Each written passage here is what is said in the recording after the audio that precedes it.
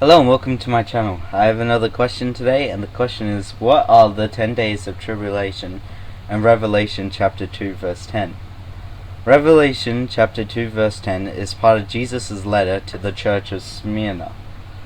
Part of his message is, do not fear what you are about to suffer. Behold, the devil is about to throw some of you into prison, that you may be tested, and for 10 days you will have tribulation. Be faithful unto death, and I'll give you the crown of life. An interesting detail of the prophecy is that the Smyrna church would endure a time of testing for 10 days. The church of Smyrna was a small, poverty-stricken church that was already enduring trials.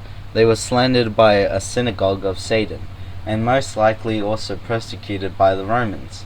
Jesus predicted that they would face more troubles from the devil, but assured them that the upcoming tribulation would have a set time and all the faithful ones would be rewarded.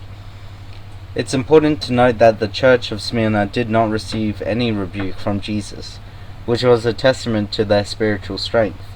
Jesus encouraged them to be faithful even to the point of death. What do the 10 days of tribulation represent?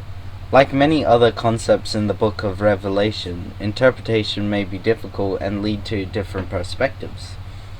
Some take a literal view where the 10 days are understood as an actual period of 10 days of intense persecution.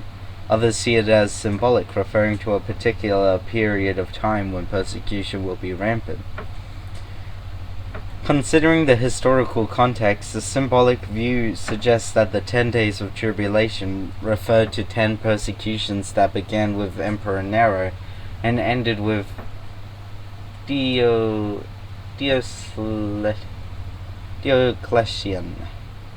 something in the 3rd century. Some scholars exclude Nero and count from Domitian to Julian. The symbolic view sees the churches as representing eras of history, with the church of Smyrna representing an era when these persecutions took place. An alternative symbolic view sees the 10 days of tribulation as 10 years under Diocletian. Given the complexity of the book of Revelation, any study on the 10 days of tribulation should be approached with grace, humility, and tact. We should also not lose sight of the important message in the letter, as well as the book of Revelation as a whole. Far from being a book for eschatological debates, Revelation serves as an encouragement to all believers that Jesus is the victor. The book is especially heartening to persecuted Christians, providing a confident hope that God will one day reward their faithfulness and restore paradise. This message is just as important as getting the details right. Revelation chapter 2 verse 10 reveals several significant points about Christian living. First, the devil is responsible for the persecution of Christians. From the early church to modern times in places like China, the devil has launched attacks on anyone who remains faithful to Christ.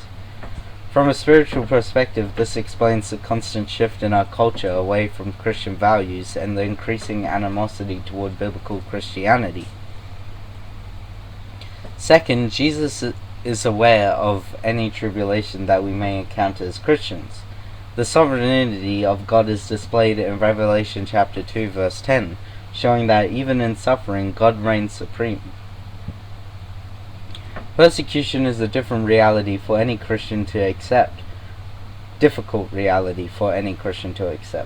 but it is part of living a godly life.